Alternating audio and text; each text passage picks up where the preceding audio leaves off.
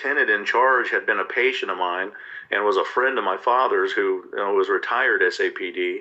And, he told me straight out, he said, if I heard this story from anybody else, I'd think they're crazy. But you had my life in your hands, asleep on the table for surgery. I do anesthesia. Right. And he said, but, coming from you and your story's never changed. And, so they went through ICE and tried to see if any of this video, if they were videoing any of the sexual assaults and putting them anywhere. And basically, in the end, it's almost kind of like this former FBI guy is allowed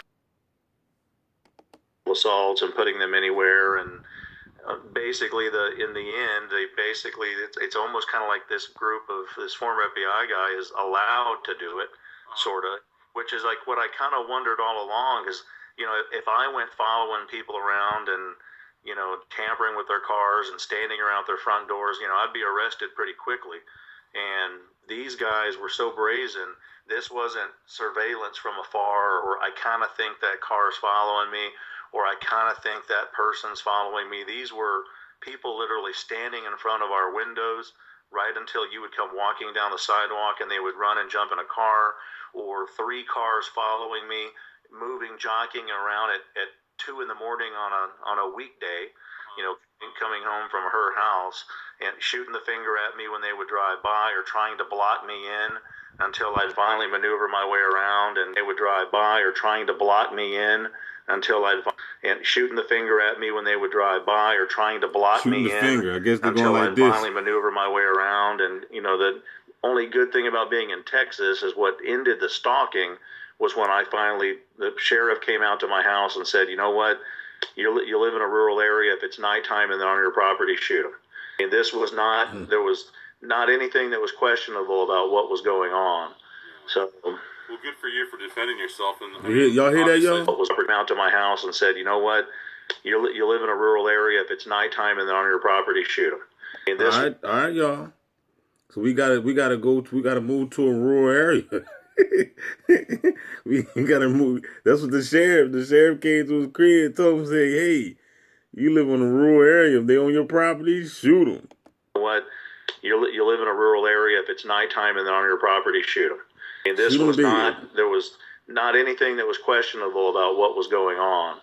So, well, good for you for defending yourself. And I mean, obviously it sounded like you had to based on what you experienced. I mean, that was just horrendous. I couldn't believe the levels that they went to. I know it's gonna be somebody gonna be like, ooh, he got the Baphomet horns in the back. Some scared ass. Let's some scared ass chump. Dive into some of that. But okay. First, maybe we'll just start with some of these questions that I have laid out here. Paul and I put these together, so that's where they come from. So it's kind of an overview, but basically, why don't you just start by explaining what the problem is as you see it, and the ways in which classified technologies are being used on targeted persons. Kind of a general. Well, from my experience, it seems to be a form of remote neural monitoring is one of the terms we use for it. The other term is psychotronic weaponry that has been designed to interact with the human nervous system in order to remotely pick up on someone's neural network or EEG, and not only receive that and monitor it, but manipulate it and place it back into the victim to control their emotions or control their actions or bodily functions, for that matter. The other more recent term we have for that is EEG heterodyning or EEG cloning. What? Lord have mercy. EEG cloning. We have for that is EEG heterodyning or EEG cloning. They're trying to piggyback a signal and frequency signal. The difference between EEG heterodyning and EEG cloning would be, let's say, me remotely receiving your EEG and then duplicating it and putting that in another person to give them your same thoughts or feelings or physical reactions. Wow. EEG heterodyning. Ain't that what I told y'all? I said it's like the bots, their neurons is connected to you. That's the reason why you can move and they move at the same damn time. The bots are connected to your ass. Be receiving your or putting that in another person to give them your same thoughts or feelings or physical reactions. EEG heterodyning would be receiving your EEG, manipulating it to put it back inside your head to give us a desired physical reaction or emotional reaction. These bots are crazy. And there's nowhere in the world I would want to feel how they feel. You know what I'm saying? These motherfuckers crazy. And exactly, I mean, give me an idea of how this technology works. I mean, I wish I could give you a good example of how it works. I know Robert Duncan worked on some of the projects. I mean, he claims it's a very complex, mathematical situation that does it. The bottom line, though, at least from what I've been told, is that it's mostly based on Robert Malik's patent of remote neural monitoring, in which he found that if you shoot two dissimilar frequencies into the human brain, that the human brain will actually create an interference frequency as it tries to duplicate the two dissimilar frequencies, and the interference frequency that gets transmitted back out of your brain can be decoded and your EEG digitally manipulated out of that. Now, and that patent came out in like 1974. It was Malech, Robert Malik. And it was actually invented as a way to monitor pilots. That way, if you had a pilot that was falling asleep or a pilot that was starting to hallucinate, they could see that remotely and then stimulate the pilot to wake him up or to bring him out of a delusion, especially fighter pilots that are on, continuously long missions. It appears to be mostly being done in that way. Now, one of the more scary things that's come to light lately is the way the NSA is monitoring our computer systems. And they're doing that with continuous wave radar, or CWR. Lately, there's been a program of interdiction where the computers and smartphones and things are actually gotten before they actually reach our shores for sale, and are being implanted with a particular type of implant. One of them is called a cottonmouth, at least for PCs, and that's a small chip that actually goes into the cord between the computer and the monitor. And when that chip is hit with continuous wave radar, it will begin to transmit up to 8 kilometers away whatever data is being sent from your computer to your screen. It may be monitored in real time, or it may just be data that's collected, automatically without anybody actually watching it. But one of the thoughts that we have is that mine is monitored in real time. Might be continuous wave radar being used on humans as well. And if you see Jacob Applebaum, some of his speeches and reports and exposure on this, he kind of alludes to some of Snowden's releases, that the same technology that they're using on computers, they may be actually using on human systems as well. So Snowden leaked a lot of this information about the gathering of information and sensitive private information of individuals through cell phones and computers and even your search engines and anything that you do on social media networks. But what you're talking about is like EEG. Monitoring that is able to translate the brain patterns into, verbal language, like, English, and then put it back in your brain. Is that right? Or yeah, essentially, yeah, and that is by definition what EEG heterodyning is. Like I said, it would be taking your basic EEG, receiving it, manipulating it, and spitting it back to you. Okay. And one thing that we found a long time ago within a lot of the neurologic studies is if you bombard the brain long enough with a certain frequency, the brain receives that frequency and adapts to that frequency and begins to operate in that frequency. And specifically with Malik's patent, if you're using two dissimilar frequencies and you get one hemisphere of the brain operating at one frequency, the other hemisphere at a different frequency, they create an interference frequency.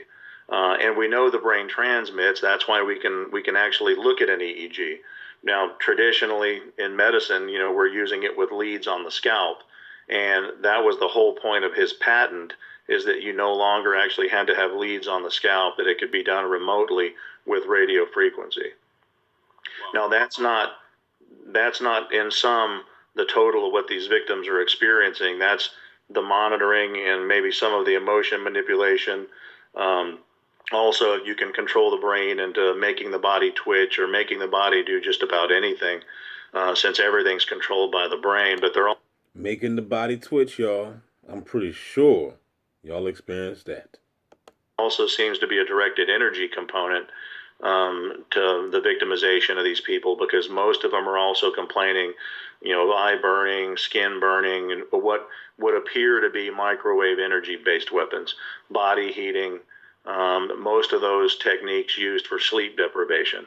Almost all of the victims that I've spoken to complain that the attacks seem to be worse at night and seem to be geared at actually sleep depriving them.